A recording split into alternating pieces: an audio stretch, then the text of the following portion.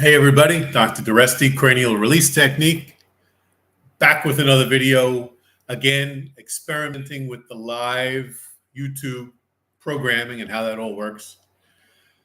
But I did receive quite a few emails over the last few weeks about the question of what about, and is there a cranial connection to shoulder issues, elbow issues, wrist issues, leg issue, knee, ankle, extremities, sports injuries, things like that.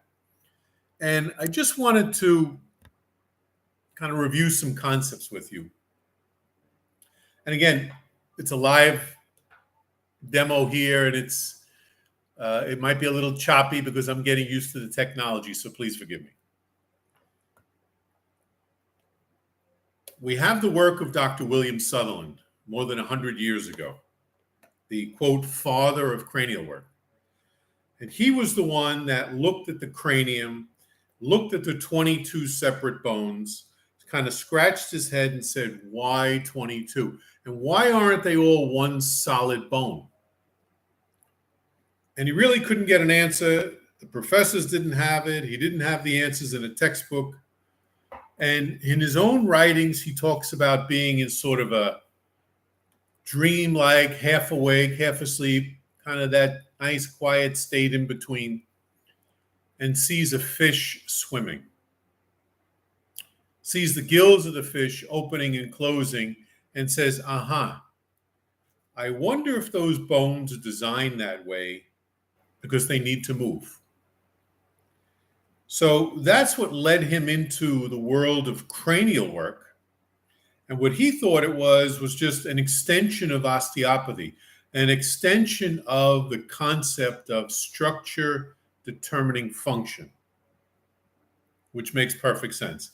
And then another 100 years later, William Doreste comes along and takes this thing, Dr. Sutherland's work, takes it, what I believe, to the next level with cranial release, improving and enhancing, I believe, the work that Sutherland did, and simplifying it, and using the body's own internal cranial forces to open, align, and restore Sutherland's primary respiratory mechanism. That's what he termed it, the primary respiratory mechanism. This involuntary cranial pump, because there are no muscles from the outside that move the cranium. I was just rereading some of his writings the other day, and that was the thing that really made him wonder, how is this even happening? Because there are no muscles that move these bones from the cranial primary respiratory mechanism. You know, if we want to move our hand, it's the muscles that's moving the arm and moving the hand. The cranium doesn't have that. So we have this involuntary cranial pump that's chugging along in all of us. And then you hit a golf club, or you swing at a baseball, or you saw a piece of wood, or you run up a flight of steps and you injure a part of the body. And then you probably go and get that area taken care of locally, which makes sense. I understand it. You get the problem here, you take care of it here. I understand it. But what I want you to understand is underneath all that, there's another component to all this. And that question is, how is this primary respiratory mechanism functioning? And how was it functioning when you were injured? And if you even go back for a while, what I'm here to sort of, what I have very clear in my mind is that this mechanism has been altered, has been reduced, has been impaired upon to therefore weaken the structure. And then the sneeze happens, or the flight of stairs, or the baseball, or the tennis, or the pickleball, or whatever you're into. And then the problem arises. So I can't tell you how many patients I've had over the years where they would come in with those complaints. Hey, doc, my shoulder. Hey, doc, my back. Hey, doc, my knee, my ankle, my whatever, fill in the blank. And I would go and I would address the cranium only with the cranial release technique.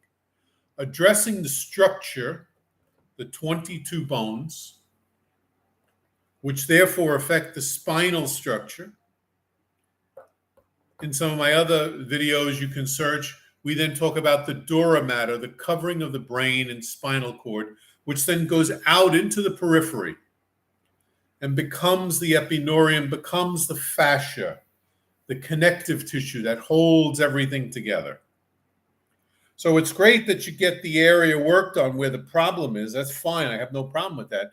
But to me, you're still missing the main player, and the main player to me is the cranium. So in a perfect world, you as the practitioner, or you as the practitioner would apply the cranial release technique. You as the patient would be receiving the cranial release technique, and then go in and do the work, the local work, if needed. And I think that would speed up the whole rehab and recovery process. Our website is cranialrelease.com. Again, that's cranialrelease.com. You can search for a practitioner there. Hopefully there's someone in your area. We really want to take this work global. So if you're a chiropractor, massage therapist, physical therapist, you're in Italy, you're in Spain, you're in Romania, you're in Russia, you're in China, you're in Australia, take a look at the website, cranialrelease.com. Click on all the buttons, click on the free report, click on the online training program, so you can see that if you're sitting there in Rome, or you're in Madrid, or you're there in the Canary Islands, or you're there in Buenos Aires, see how you could learn this in the comfort of your home or office, and then you can start applying it to your patients. And in addition to you working on the extremities or on the spine or whatever it is that you're doing, or needles if you're an acupuncturist, or with nutrition, why not look at the main system, the central nervous system, protected by the skull, protected by the cranium, to enhance function throughout the body. And that's what cranial release is all about. So you can click on that button and take a look there. And if it's right for you, great. I'll see you inside at the training, where I will personally lead you through, in the series of 11 modules, how do you do this work? How do you explain this work to a patient? How do you understand every aspect of it so that you can become a black belt in this thing called cranial release? And you can start doing this and affecting people at a very, very deep level. I just chose to speak about briefly sports type injuries. But we could talk about, and of course, in my opinion, any athlete, either pro, semi-pro, weekend warrior, little league, whatever, should be having regular cranial release technique done to optimize function, not just the musculoskeletal system, but the entirety of who we are. So again, the website, cranialrelease.com. If you have any questions, you can leave comments below. You can email me on the website, cranialrelease.com. Thanks. We did a little experiment here. I think it went well. I'll check to see that this went out, unless I'm just here talking to myself, which could very well be. I'm not sure. I'll find out in a little bit. Thank you for your time, everyone. Enjoy your holiday weekend. We'll be in touch soon. Again, cranialrelease.com. And if you know a practitioner, forward this to them, or send my website to them, send them to my YouTube channel. Let's get the word out there. Let's really take the cranial release technique global. That's the big idea.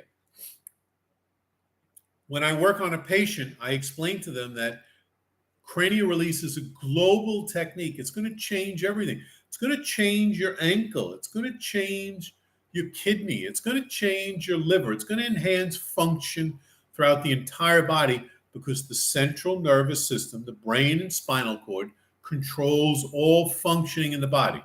That's right out of Gray's Anatomy. So how can you do this thing? How can you enhance central nervous system function? It's called the cranial release technique. Visit the website, cranialrelease.com. Thanks so much for your time. Have a great day, everybody. Be well. Adios.